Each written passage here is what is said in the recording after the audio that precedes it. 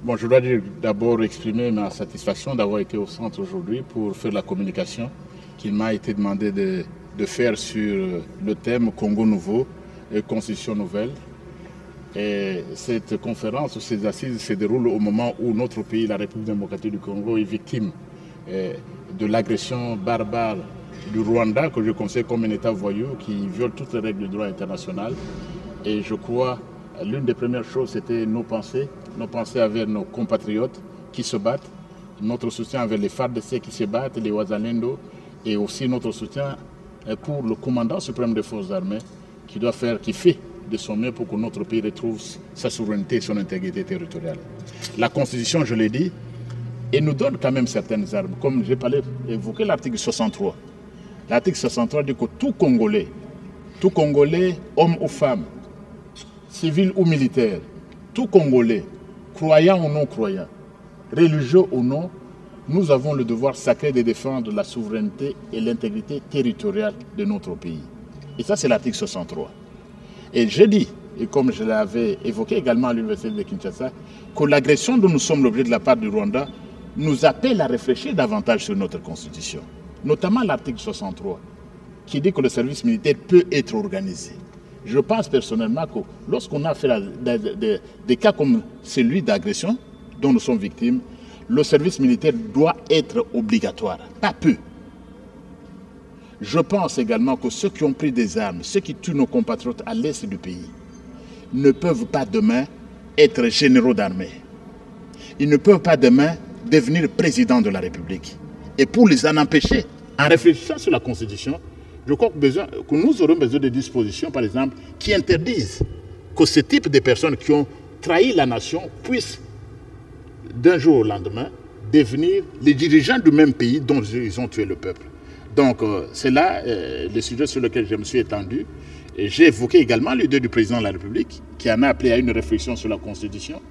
Et c'était dommage. C'était dommage que lorsque le président parle tout simplement de la réflexion, les gens s'agitent. Nous ne sommes pas un peuple qui ne peut pas réfléchir. On devrait s'en réjouir. Et s'agissant de la Constitution, par exemple, madame, on l'évoque. On doit la voir.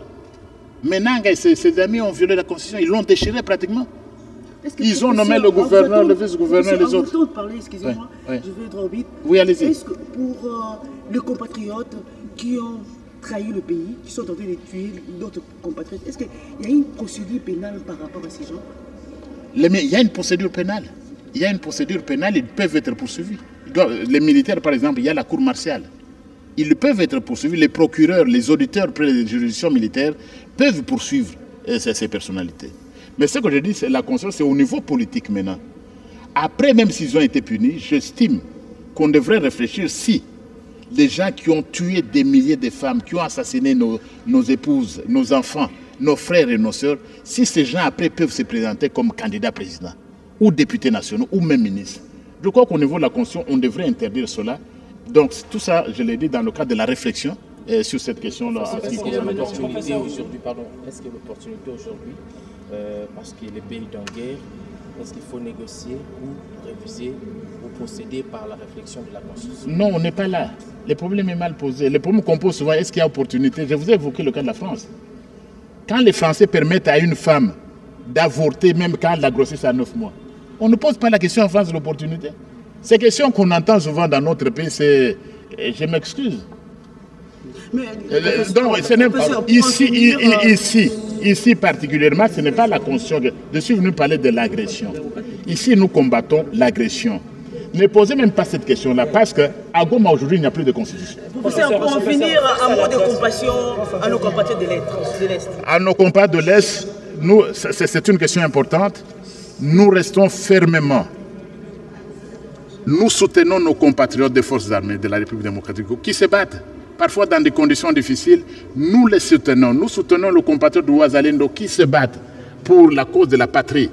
Et il ne doit pas se sentir seul. Et en même temps, nous avons ces pensées vers les milliers d'hommes et de femmes qu'on a tués, qu'on a massacrés, des crimes de guerre, crimes contre l'humanité, presque un génocide commis à l'est de notre pays. Nous ne pouvons pas tolérer ça. Donc les compatriotes qui sont non seulement dans les forces armées, non seulement les Wazalendo, mais toute la population de l'Est en général, ils doivent comprendre qu'ici, nous sommes d'accord, nous sommes derrière eux. Nous sommes avec eux. Ce n'est pas seulement que l'affaire de l'Est, c'est l'affaire de toute la nation, de toute la patrie. C'est pourquoi il y a toutes ces marches que vous avez vues dans la diaspora, que vous avez toutes ces actions au pays. Nous soutenons parce que nous sommes sûrs qu'un Congo debout, cette guerre contre le Rwanda, nous la gagnerons.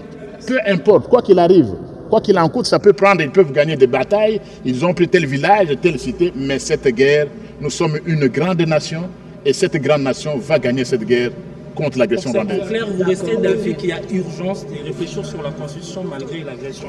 Je ne suis pas en train de dire ça, ça c'est le langage de base. Ici, nous parlons de l'agression aujourd'hui. Oui, merci. Il faut combattre l'agression.